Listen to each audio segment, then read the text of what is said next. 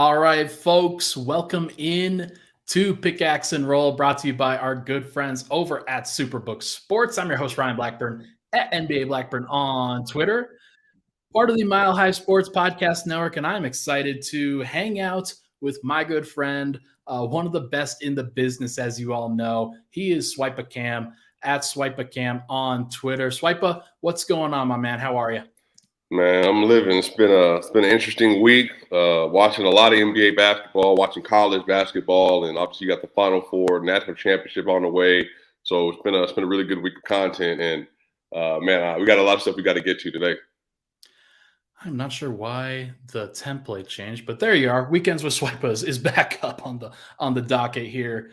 This has been a crazy end of the season for the Nuggets. It's been a crazy ending for just everything in the NBA in general. I think it's for some everybody it has been anticlimactic, but for the Nuggets and for everybody, it has been anticlimactic. I think where the Nuggets have been like there have been so many different areas where you would hope that things would kind of crescendo and they have these major matchups, and you had Jokic and Giannis and Embiid and all of these crazy things, and that hasn't really happened, or at least not to the degree I think that a lot of folks wanted.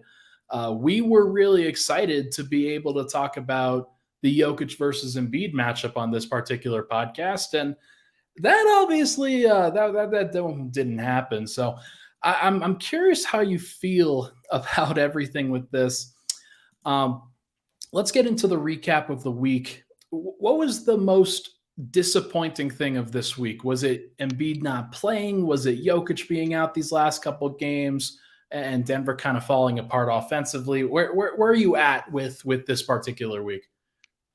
Yeah, so I think the biggest thing, Ryan, is that getting to the Embiid stuff. Embiid was in a situation where there was an article that came out from Shams from The Athletic the day of the game, and it was from an interview he had done the previous Wednesday when they played the Chicago Bulls. And next thing you know, we got this whole thing coming out about Embiid and how he feels about analytics, and some guys are looking better than what they are. You know they can't play defense. He talked about the MVP, the way that he feels like he's been either negatively affected by how the moving criteria has adjusted, or now I don't think there should be pressure on me because I'm not a two-time MVP. I'm not a first-team All-NBA player. I haven't won anything. So why are you asking me about pressure? And then 2 hours later, we find out that of the three, there's four. There was 3 games in 4 nights. They had a back-to-back versus the Warriors and versus Phoenix. He played both of those games. Lost both. And then he gets a day off, and they have an opportunity to play in Denver versus Jokic. And the Philadelphia 76ers, Joel Embiid, they decided that because of the calf strain he had, that they didn't want to put him in that game. But then he played the following game versus Luka Doncic and has played in the following game since that point as well. And looks like he's on track to play tonight. So we got all this talk and all this smoke in these articles where he was clearly referencing Joker, and then he was nowhere to be seen. There's an APV out for Joel Embiid, and you know what? It just is what it is. I'm not going to say that, be disrespectful and say he absolutely got the competition, but I'll say that it was very interesting, Ryan, that he had all that to say, and then when the moment was there, he got a chance to play him, didn't show up. Yeah, it really is too bad. It's hard to calling the kettle black here because Jokic obviously missed these next 2 games, and it's tough because he was ready. He was absolutely ready for that matchup, and I think Denver, of course, has been very cautious with Jokic at the end of this season, just making sure that he is as maximized for the playoffs as possible. But it's one of those things where if you're a Nuggets fan and you saw what happened to Nikola Jokic and the Nuggets in Philly, you wanted the opportunity to get revenge. And 2 months later, you wanted the opportunity to really pay it back. And it's too bad that Denver wasn't able to do that in full. They did win. They won the game, but it was probably way closer than the score should have been at the end because they kind of collapse right in the final 3 minutes of the game or so and make it a game themselves. But I don't know, man. I was really hoping for the different version of the Nuggets regular season that just has not come to pass.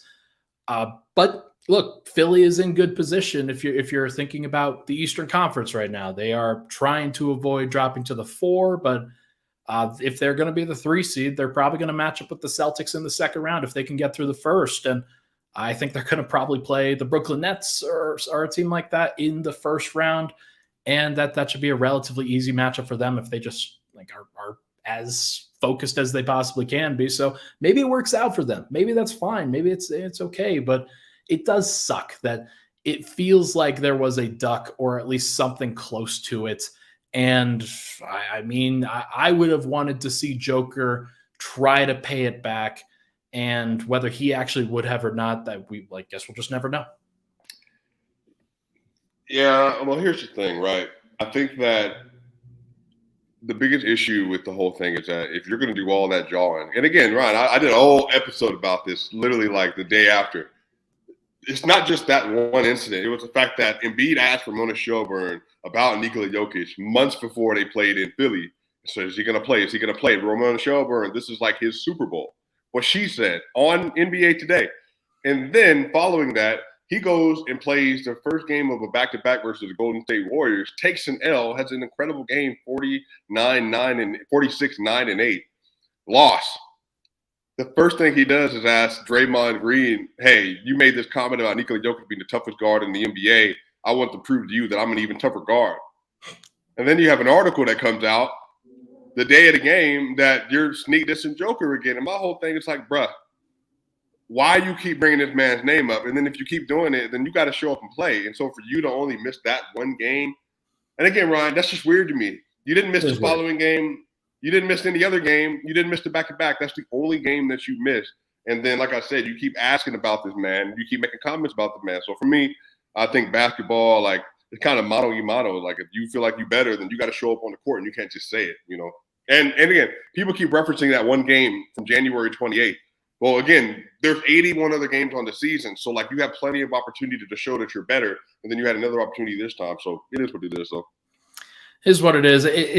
Tom, I think makes at least a reasonably salient point here, where Jokic has never gotten into the business of trying to tear other people down. He's never talked about other players in a negative light. Everything he says about teammates is positive. Everything he says about opponents is positive. And this is sort of a consistent thing with Embiid, where you can go back to the Ben Simmons stuff. You can go back to previous playoff losses that they've had, where kind of like trying to put out pressure on his team to perform a little bit better. And I think Jokic has really absorbed as much of that pressure as possible for his teammates when things don't really go that well. So it can be for yourself, it can be for your teammates, it can be for your opponents, but it does feel like their personalities are just so drastically different with things like this. So it is what it is. I'm not going to spend too much time on this one, though, because there were a couple of other games. Denver, they obviously got that win against Philly. And even if it got a little bit close there, I wasn't ever really worried about it. But those next couple games where Denver loses to the New Orleans Pelicans without Jokic, but everybody else, they have everybody else. And it's a good opportunity for those guys to show up, and they didn't. And then the opportunity in Phoenix, where everybody basically sits in the starting lineup outside of Aaron Gordon. And honestly, you got a way better efforts and a way better, more connected game in that particular contest. Which of those games would you prefer to talk about right now in terms of, hey, this is a good thing for Denver, a bad thing for Denver? What are you thinking about with those two? Yeah, I think the Pelicans game, there's not much to get to. BI was great. The Nuggets shot 0 of 24 from 3 outside of Jamal Murray. He was 4 of 10 from 3. There's nothing to talk about there. I think that, well, let me not say that, nothing to talk about. I have no concern about the Nuggets overall. I think that was a game where they couldn't have shot more poorly. I think it's impossible to shoot less than 0%, unless, Ryan, you're aware of an NBA game where somebody shot negative in the percentage category. Yeah, I've tried before. It's really hard. It's really difficult, but you can make it work. Right. So I think what that is just the Pelicans are fighting for a playoff spot right now. The Nuggets are literally like, they're doing the coasting thing again, where I think that if Joker had to play, he could play, but it's just like we're gearing up for the playoffs. And Ryan, if I'm not mistaken, by the way, I think they played the Wizards. So they played the Nets on the 19th. Joker has played in the Wizards, Bucks, and 76ers game. So since the 19th, it looks like today's the 2nd of April. I think Joker's gotten like 10 plus days of rest over the course of that period. So I think this is actually a very strategic move for them and why they have rested him, it sounds like it is. Again, even if it's like something that's nagging, for you to be able to have sat him as much as you have, because then this week, Ryan, they got the Warriors tonight. They got the Rockets, the Suns, the Jazz, and the Kings. Now, if they take care of business, maybe don't need to close out that last game. And then you basically get like 5 or 6 days because of the plan. I mean, Ryan, since March 19th, they basically could have snuck 20 days of rest in for Joker has to touch a playoff court. So that's huge. And then if you're able to maintain the first seed and stuff. So that for me, kind of why I'm just not really tripping about it. I think I thought that the Suns game was really good to watch the fully healthy Suns take on a, reminiscent of the 04 Detroit Pistons Denver Nuggets defense, apparently, with Peyton Watson and Christian Brown just terrorizing on the court. So I think that's probably the better game to talk about. Yeah, let's one point on Jokic actually. Last year when he went for the 1,500, it was an amazing time. It happened in that 81st game of the season, then got to sit out game 82. That was a really big deal. But from the standpoint of he had to fight tooth and claw to be able to get Denver to 48 wins last year. And they did a great job of ultimately getting there. But like you talked about, not a lot of rest in that situation, not a lot of time to be able to take away from basketball. Just refocus yourself, have a little bit more energy heading into the playoffs. That's at least the thinking here, and making sure to prevent some injuries, some nagging stuff. Hopefully that's the case. Hopefully he's able to get into these upcoming playoffs as healthy as he's ever been. And being the top seed in the West, that I think that's afforded them the opportunity to do that in a really healthy way. But on your points on Christian Brown, Peyton Watson, I think Zeke Naji had a really good game against Phoenix too. That was really interesting to me. And I know you have some takes on these young guys as well, and have shared your visionary bench lineup for the 2023-24 season before. But you have those guys. I think Vlatko played a pretty good game too. There are some good moments from those young players against a really, really good team again in the Suns. I came away from that game really, really excited about the overall level of athleticism and perimeter defense that the Nuggets were showing in that game. It didn't really take away from my opinions of Phoenix, because I think that when Denver's main guys come back, their defense is going to get worse, because Jokic, Murray, Porter, probably a worse defensive trio than Christian Brown, Peyton Watson, Zeke Naji, even like just because of how athletic and versatile and long and I think talented they are in that category. But that's the reason why they were brought in, right? Is to really D up. Yeah. So, in the summer, I remember I did an episode with Adam Madas from DNVR, and, he basically asked me for my take on Ismail Kamagate. And I said at that time, I'm hoping I don't think it's going to happen, Ryan. So don't quote me as like, this is canon, but I'm hoping that, we can get like a Bam Adebayo kind of ascension from Ismail Kamagate at some point in time. So watching Peyton Watson, 6'8" with over a 7-foot wingspan, watching Christian Brown, who is Alex Caruso with great hair, you've heard me say many times, watching them get the entire second half to go at Devin Booker and Kevin Durant was such a good reminder of what's in store, but also gives you Calvin Booth's vision. Because, Ryan, when they were playing the Bruce Brown, Christian Brown, Peyton Watson, and Zeke Naji lineups, they were getting after it defensively. Everybody was switching. They kept trying to Devin Booker kept trying to put Zeke on an island, and Zeke was not folding. Wasn't folding. Did really well. And, again, he had one where he kept contested so hard, Devin shot it over the square on the backboard. He did get beat for a foul once. And then Peyton Watson, the entire second half was guarding Kevin Durant. Got multiple stops, and then he wasn't getting his hands in the cookie jar. He wasn't biting on the cheese, the football expression that don't take the stuff that's right in front of you, don't get baited. And then literally was staying in front of him, using his length, using his athleticism. And, man, I'm sitting here like, bruh, they have so much, I would say, like all NBA level defensive upside if they can lock into it. But that obviously takes like processing and time and commitment. But I came away so impressed with watching those two young guns. And again, Peyton ain't got real minutes in the NBA.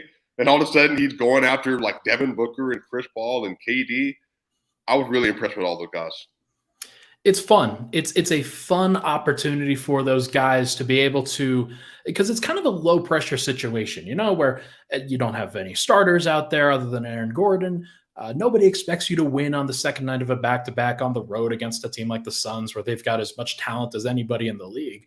And it was cool. It was really cool to see them really just rise to the challenge, where you have a crazy matchup like that against Kevin Durant. And there are very few players in the NBA that can do a reasonable job of guarding that guy. And I want to make it absolutely clear, he still scored 30 points on 15 shots. So the dude is unbelievable. And he is a scary player to think about when you're thinking, hey, can the Nuggets actually match up with this guy? Can the Nuggets actually match up with this team in the playoffs? That's going to be tough. But I mean, Denver's going to have to figure that out. And I do think that the way that Christian Brown has played specifically over these last few weeks has been incredible to watch. He has, I think, officially placed himself into that rotation of trust that Michael Malone has put out there, because you need guys who can guard, just absolutely guard. And he just does it on a consistent basis against pretty much everybody. It doesn't have to be Kevin Durant. It doesn't have to be Chris Paul or Devin Booker. It could be any of them. And a guy like Christian Brown is going to really give Denver a major boost in the playoffs, just depending on how often they're willing to use him.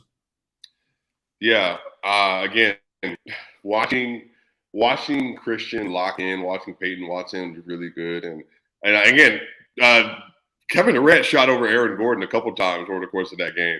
And in my brain, I'm just like, in my mind, I'm like, I know what their defensive holes are because they don't have a great defensive scheme right now. I don't think they're going to be good defensively because Chris Paul, Booker, you're asking Kevin Durant basically to be your best defender because DeAndre Ayton is not a great rim protector.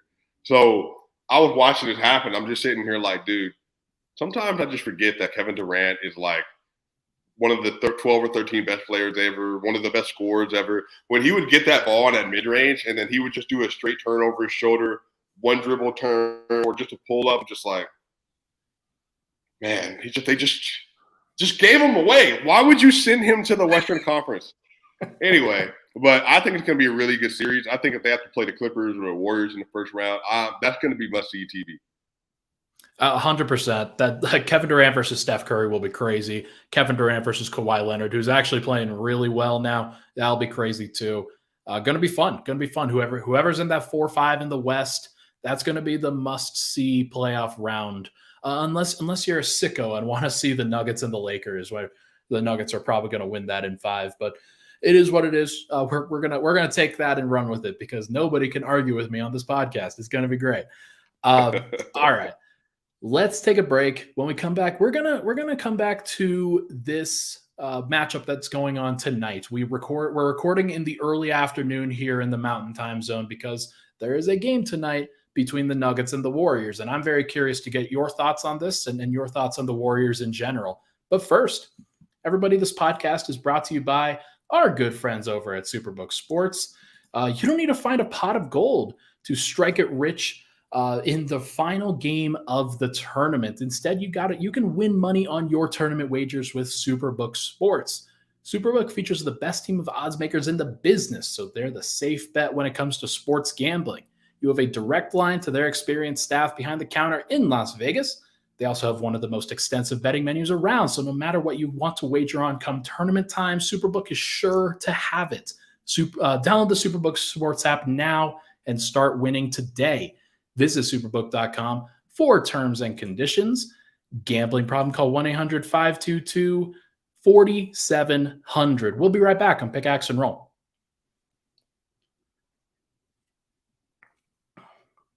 And we're back.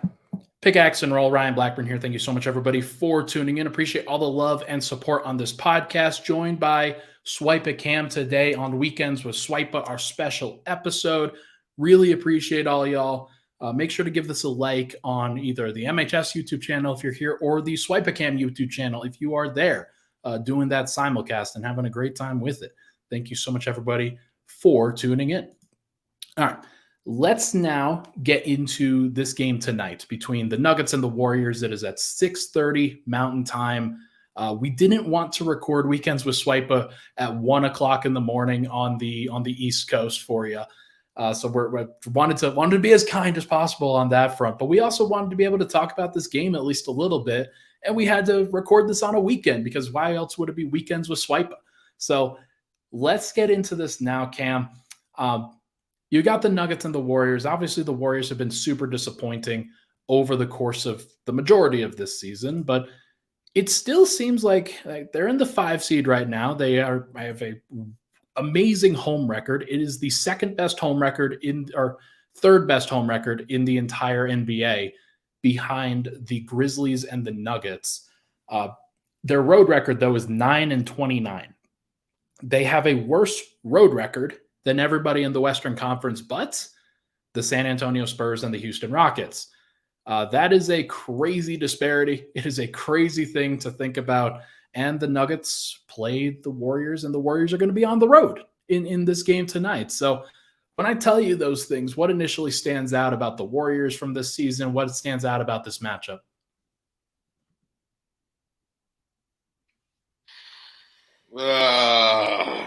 This is one of those things, Ryan, where I want to have respect for the legacy of the Warriors, and so I'm very aware of who they are and what they've done. But if we're just having a basketball conversation about a team this year, they have looked very mid for most of the season. Their defense has not been good and not been consistent. Their offense has not been good, not been consistent. They're giving up a crazy amount of points on the road as well.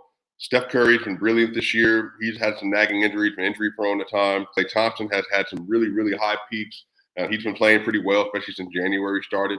Jordan Poole is on the rise. He did not start off really 3/4 of the year. He hasn't played super well, but he's kind of having a good last quarter of the year. Obviously, you got Draymond, you got Kevon Looney, and they got Gary Payton back. They got Kuminga off the bench. They're not playing Moses Moody a lot. Then they got DiVincenzo. They have some nice pieces, but they're also really small, right? So I'm hoping that if Jokic does play today, that they're sending another message to the rest of the West. Look, we just actually throttled the Milwaukee Bucks the other day when they came into town. And we were prepared to do the same thing to the 76ers. And we are going to make another statement today. This is a different team. This is a different year. And we are the best team in the West. And so Murray, I know, liked playing against Steph Curry. He had a really good game versus Steph last game. Steph also had a really good game that game as well. So I'm really curious to see how tonight looks if everybody plays. It's going to be another nationally televised game, NBA TV, nationally television. So we'll have to see, man. But I think it's going to be a good game. And if everybody plays, I do expect that the Denver Nuggets can pull the victory out. But I know the Warriors were also trying to get in that playoff spot. Right now, they're half game up of 6 on the Clippers. And they are a game out of the play-in with the Pelicans right now. And the Pelicans are making a little late season run. And the Lakers are they are about a game and a half back in the 5 seed as well. So, yeah, we'll have to see. So what you're saying at this point is that this game really does matter for this Warriors team. And it's going to be interesting to see what they bring. It's going to be interesting to see if they go full bore in a matchup where they could potentially face the Nuggets in a 1-5 matchup if that were to happen. But looking at the injury report as of this moment, Andrew Wiggins is obviously still out for personal reasons. Andre Iguodala is out. He's had left wrist surgery. I think he's done for the year, if I'm not mistaken. But Wiggins, it's a weird absence. Obviously, there's some stuff going on behind the scenes there that the Warriors have clearly felt it's well within his prerogative to take time away from the team, and very weird to kind of comment on that in general. But it's been a tough loss for this Warriors team. Their starting lineup, when it's fully healthy with Andrew Wiggins in it, is really, really good, and it may be the best in the league from a net rating standpoint. So that's a tough one. That is a tough one to have to navigate for them. But for the Nuggets side of things on their injury report, let me just get this right. Jokic is questionable tonight. He may play, he may not. Zeke Naji also questionable. with a right knee sprain. That is a little bit different from what I expected. But Michael Porter Jr., Jamal Murray, KCP, those guys are all probable for this particular game. So that is at least interesting to think about from a health standpoint. But let's get into this now.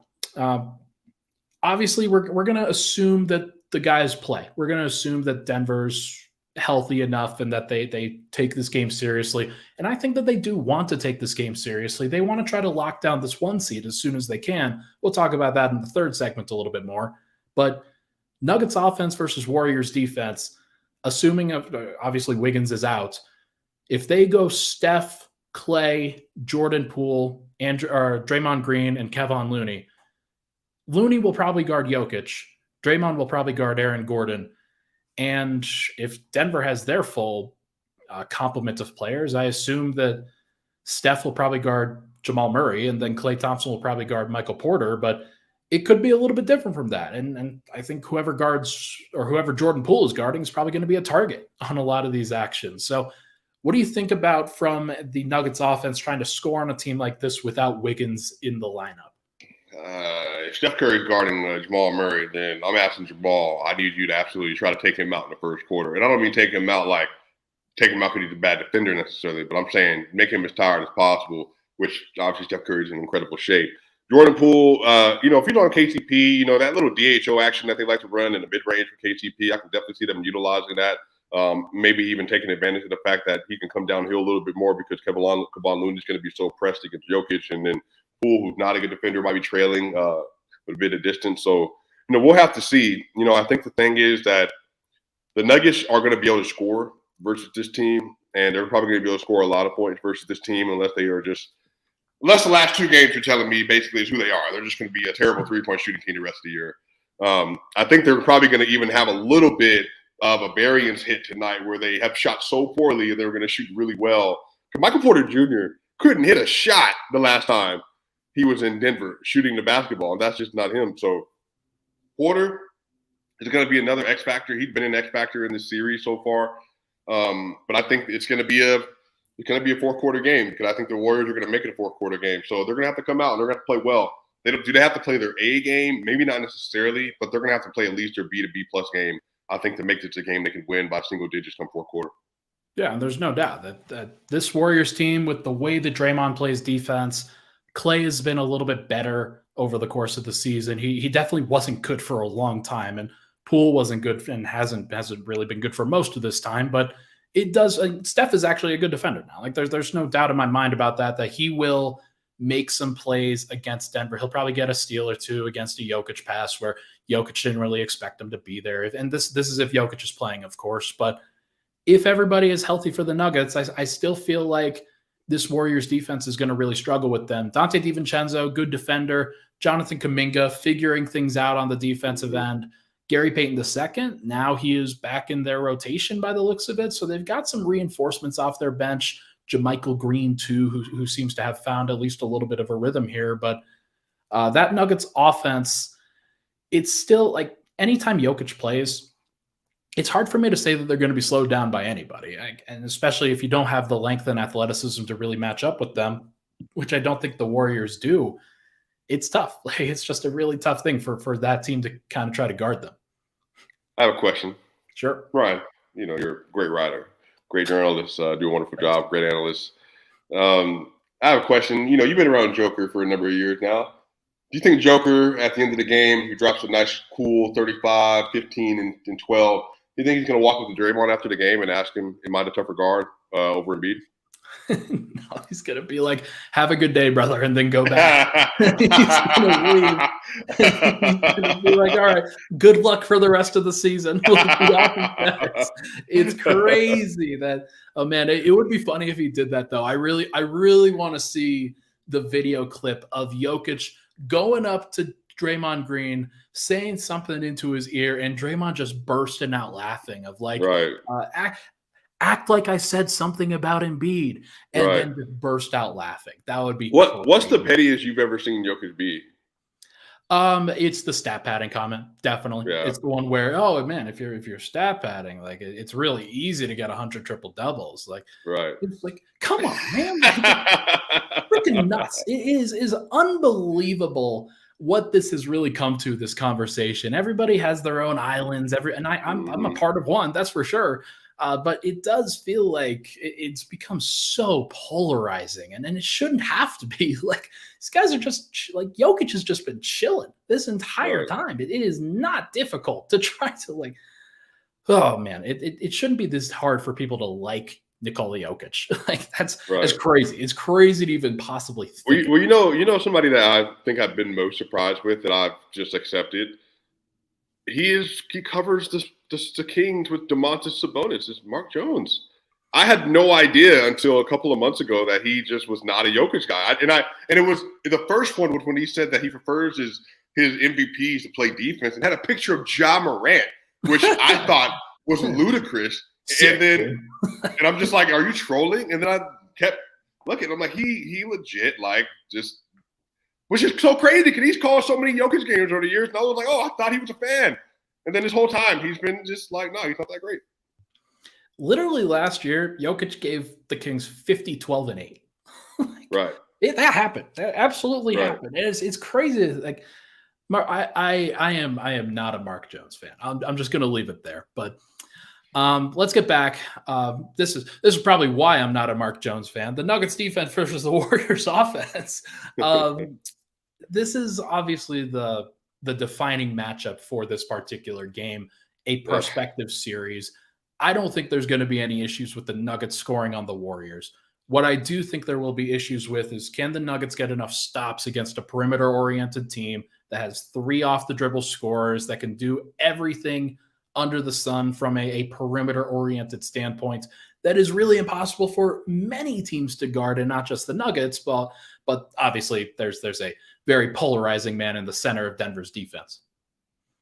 Yeah, I mean, I heard that Jokic is the only elite center that can't stop Steph Curry in a pick and roll, and I just watched them do the same thing to the other guy who's considered the best center in the league. So anyway, tonight, yeah, what's going to happen when they do go to these actions, especially in the fourth quarter, and they're trying to get Steph Curry or Jordan Poole switched on to Jokic? They're trying to go downhill at him. Will he be able to stay at the level? Is he going to keep them from going around the corner? Is he going to make sure they can't split the double team?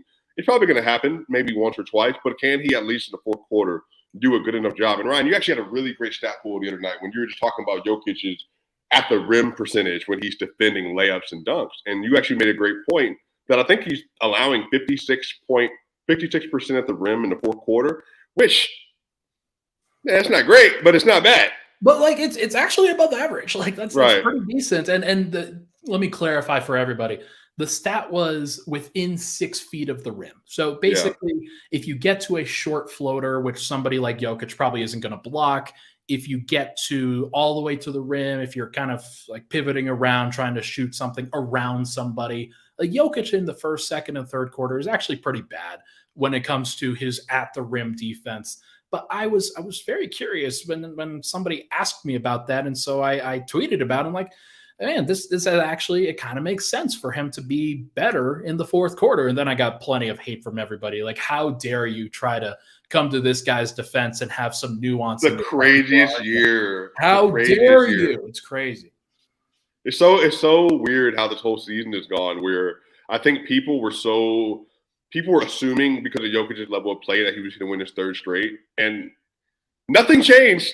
Just the narrative around it got so weird, and now like Kirk Goldsberry's putting articles out about him at the rim and all that. But I've been asking people, well, if they're a top 7 defense the last 50 or so games, how is that? Like, how can you be the number 2 clutch defense in the NBA if your biggest player can't play any defense? So, but it's just the way the narrative that they can control. But again, this is going to be a narrative game. Because if Joker can show up and play defense today, then people are going to be like, well, he's shown he can do it once. Can he do it in a playoff series? So anyway, we'll have to see. I think they're going to come out. They're going to play well tonight, though.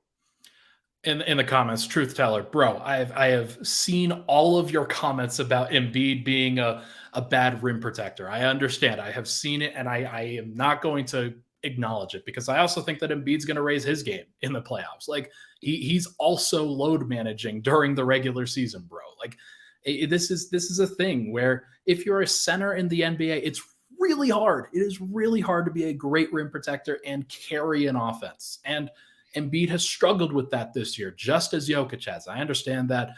I'm also not going to complain and moan about it if somebody says that Embiid is a better rim protector than Jokic, because he is. He is. It's fine. Like, it's not a big deal. Like, I understand. So, okay. Aside from the point, Denver's going to have a hard time defending the Warriors, but they may not have as hard of a time as people want to say that they will. If you have Bruce Brown in the lineup, Christian Brown in the lineup off the bench, Denver's going to be able to get to these rotations where they are a little bit better from the perspective of switching and guarding and going one-on, like being able to like force the Warriors to get into one-on-one stuff. And if Jokic is off the floor, then if Zeke Naji plays, then they'll probably be able to switch just about everything. So hopefully that maintains. Obviously, the Warriors are still going to score like crazy, but that's fine because they're the Warriors, and Denver will probably still score more. That is my impression. Right. Bench lineup versus bench lineup. How do you feel? So the Warriors, they have been staggering Curry a little bit more with the bench to go with DiVincenzo, with Gary Payton, with JaMychal Green, and with Kuminga, like all of those guys. And all of those guys are helpful rotation players and can build up a better bench. And I think when you put Steph with that group as opposed to Jordan Poole with that group, it's obviously going to be a little bit better. I honestly think that Jordan Poole's just been a little bit better as the season's gone along from an offensive standpoint too. So what do you think, bench lineup versus bench lineup? If Murray plays, Denver probably goes Murray, Bruce Brown, Christian Brown, one of Vlatko or Jeff, probably Jeff, and then Zeke Naji. Who is the advantage there? Well, if Steph Curry's on the court, it's probably going to be the Warriors. But the thing that people are sleeping on with the Denver bench is that they actually play really good defense collectively. That's probably one of my favorite things about them. So if Murray comes out and he has one of those like 15 or 16-point first quarters or 12-point first quarters, that's going to bode well for the rest of the game. And again, Murray likes to play against Steph Curry because Steph Curry is the best at his position. So I think that you can see them win some of these lineups today. And I think that in the second half, especially when they kind of get their confidence and they get a little bit of a groove, the thing is, you can get turnovers on the Warriors. And we know that bench unit can run. They love to run. And they're not a big bench team either. So the thing is, if you could get enough stops and you can get the shots off the rim or turn them over, man, then you can get out and you can run on them because they don't have a defender that's going to really keep you from getting to the basket. So there's just going to be a lot of, we already know it's going to be Jamal Murray pick and rolls. Maybe they do more staggers today and they just do staggers that are right at half court and just trying to get him coming downhill and see if they can get some actions created. But I think there's a really good opportunity for them to win these minutes, but it's more than likely still going to be close, especially if Steph is, playing well. It should be interesting. Obviously, Denver, like they're going to be scrambling to try to guard that dude. They're going to be scrambling to try to guard Clay and Jordan Poole. And there's just so many threats there that if all of the other role players are also hitting their threes at a 40% clip, that's going to be really tough for Denver to guard. So it's going to be interesting to see. I think that most likely that bench lineup is going to give the Warriors an edge. But if Denver can win those starter minutes by at least 10 or so, then I don't see any reason why this shouldn't be a win for Denver if they can just consistently play at that level. But maybe they won't, and maybe Jokic won't be as fully engaged as he probably could be because, like we talked about, this is now game 78 of the regular season. I'm not surprised if he isn't going full bore in these particular games either. So I think it'll be different when the playoffs roll around, but we're going to have to see for each of these teams just how much they give. Do you think if Jokic comes out with the same intensity he did versus Brook Lopez, do you think that's a possibility at all? Oh, I think it's a possibility. I mean, I think if Jokic is fully locked in and engaged from a I'm going to score on you perspective and I am not going to let you off the hook, then he could probably score 40 against this team. There's no doubt about it. Right. I don't think he could have scored.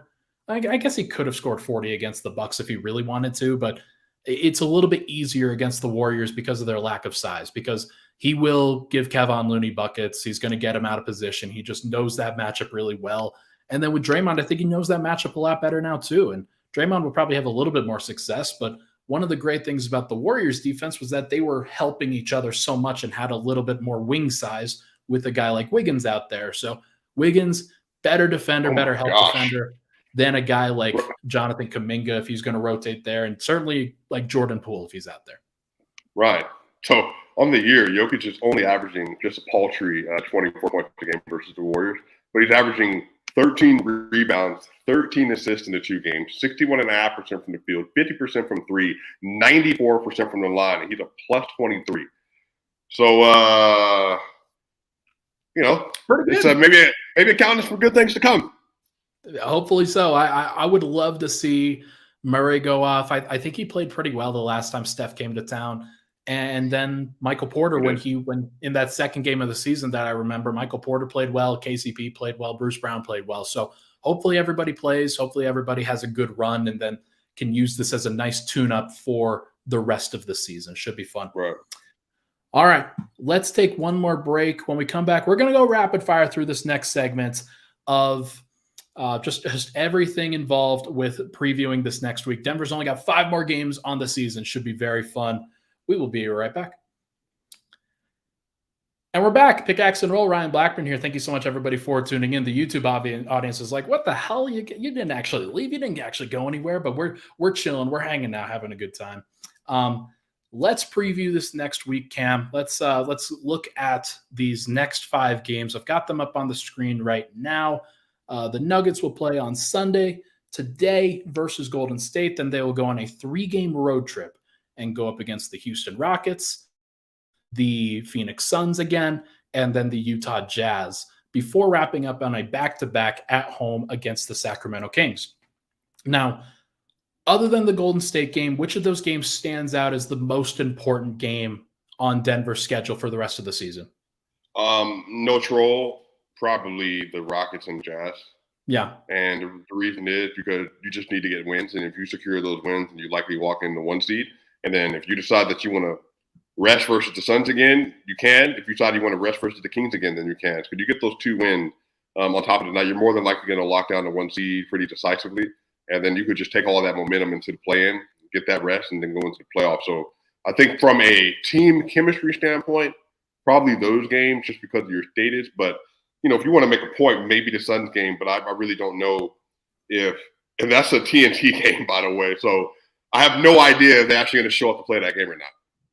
It'll be interesting to see if they don't. But here's a situation from a standings perspective, more to your other point. Denver is now 51-26 on the season, and Memphis, who is right behind them, is at 49-28. They are 2 games back in the standings, but technically they are 3 because the Nuggets have a tiebreaker over them, having won the series against them 2-1. Now, that is extremely helpful in a situation like this where you have 5 games left to go.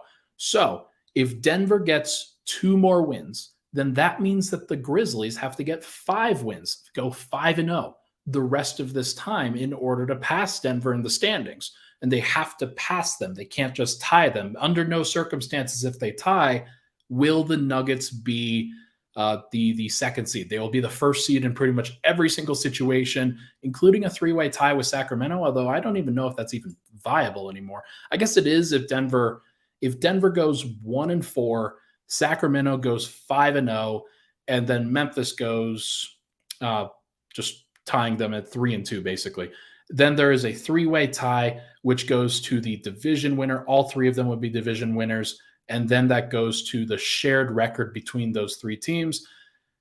I don't know if that flips anything around. I think it's still Denver in that situation because they are now currently 3-2 against those teams, but it is what it is. That might shift in those last games. It's a weird situation that the Nuggets don't really need to worry about. The fans don't really need to worry about because I don't think the Nuggets are going 1-4 over the course of these next 5 games. But my thinking on this is if they get this Warriors win, it takes the pressure off so much. You do not have to focus too strongly about any of the next 4 individual matchups. Houston's going to try to lose that game. Utah, I don't know where they're going to be at, but they may try to lose that game too. And then if you're Sacramento, you are probably locked into the 3 seed at that point. And if that's the case, they ain't playing anybody on that last game of the year, unless it's for a bonus. And then that player is definitely coming off of the court 5 seconds into that game. So it'll be interesting to see for each of those individual ones. But I am not worried about Denver's ability to get the 1 seed. I know that there are other people that are. I am not worried. Yeah, I'm not worried about that. But yeah, we'll see. I think a lot of this just comes down to your chemistry.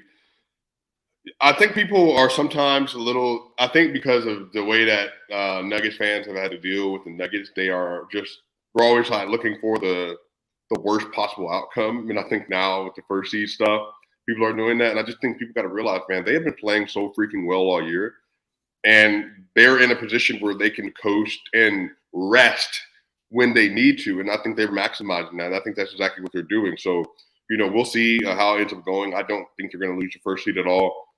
But yeah, I think those games against those teams that are not trying to win, those are going to count a lot toward where you finish the season.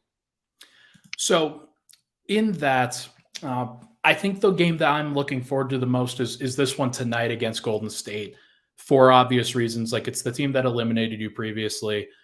There's going to be a lot on kind of riding for Denver, just from a get back on track. You just lost 2 games in a row.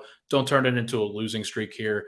And if Denver can approach these playoffs in a way that's healthy from a physical standpoint, but also from a mental standpoint, I think they're going to be just fine. They're not going to worry about any of this other stuff. Should be pretty simple. Should be pretty straightforward. Let's now move forward to the non-Nuggets game of the week. I have this as Grizzlies at Pelicans on Wednesday.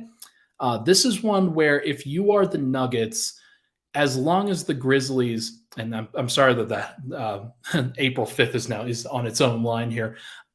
If you are the Grizzlies, you're on the second night of a back-to-back of that night, same as the Pelicans.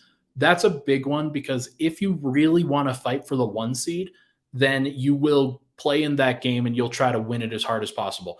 If you are okay with the 2, then you might rest everybody. And the Pelicans, who really need to win that game for themselves, they might decide, yeah, we are good. We are going to go for this one. And if you're the Grizzlies and you're not fighting hard, then that might make it easier for the Nuggets even to clinch the 1. I don't think the Grizzlies want the 1 themselves. They don't want to be in that 4-5 matchup against Denver, or like against Phoenix or Golden State or the Clippers or whoever is in that particular group, because I think they prefer the side of the bracket that has the 2, the 3, the 6, and the 7, which is Sacramento, one of those 3 teams that I mentioned, and then maybe Minnesota or New Orleans or even the Lakers in that situation. I don't think that they are super, like, they're not trying to get the 1 seed, if I'm being honest. They're probably going to be fine getting the 2, and they're probably going to rest in that game, if I'm being honest. Yeah, and again, man, the Pelicans are gunning right now, and they want everybody. They're out for blood because they want to make the playoffs, see if they can do what they did to the Suns last year and put a scare on them, like a real one.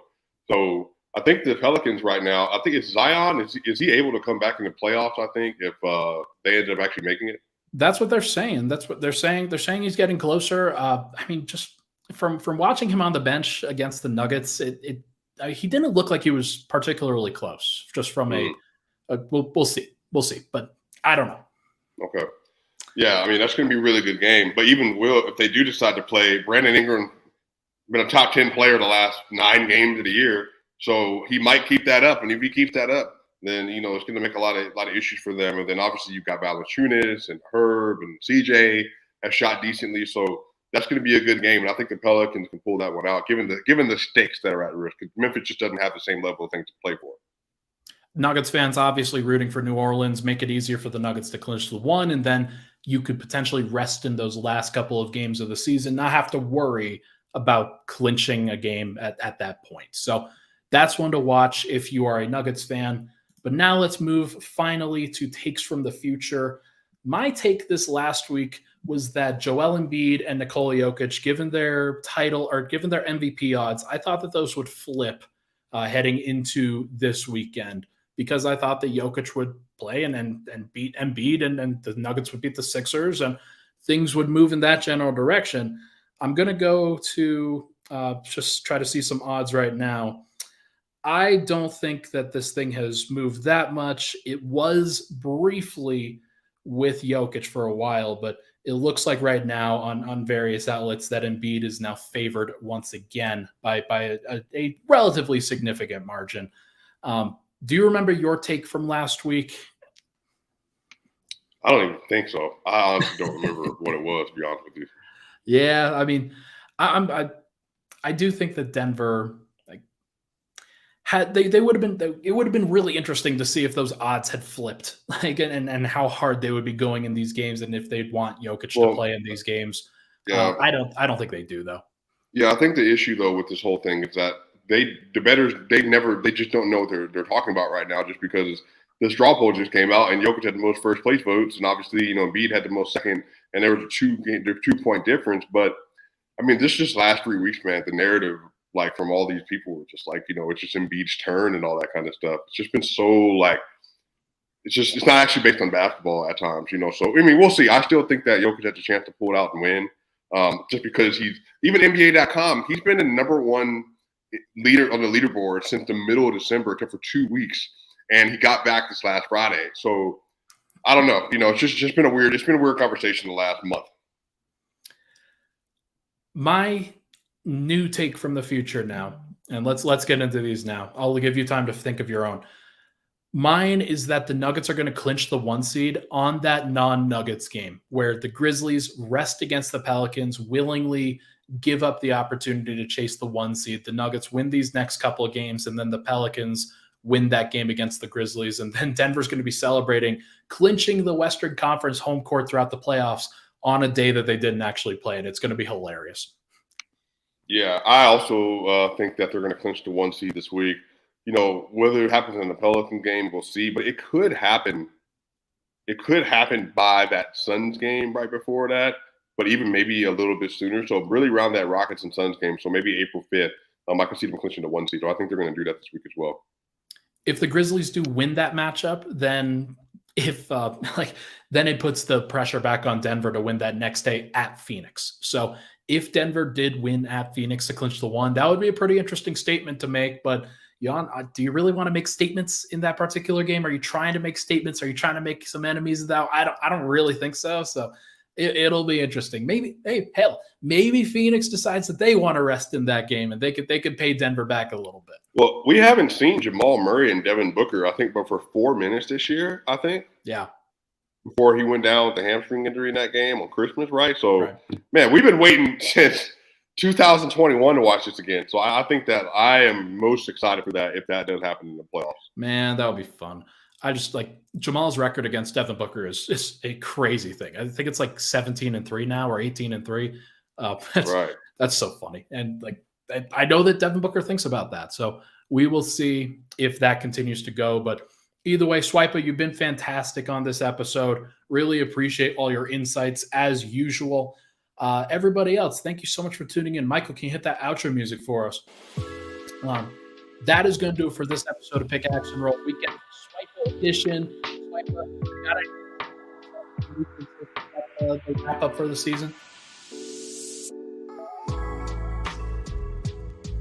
And he's gone. Can you hear me? Yeah. All right. Yeah. No, look, I'm just excited. I just want to see everybody be healthy. I also don't care about nothing else. Get to the playoffs healthy.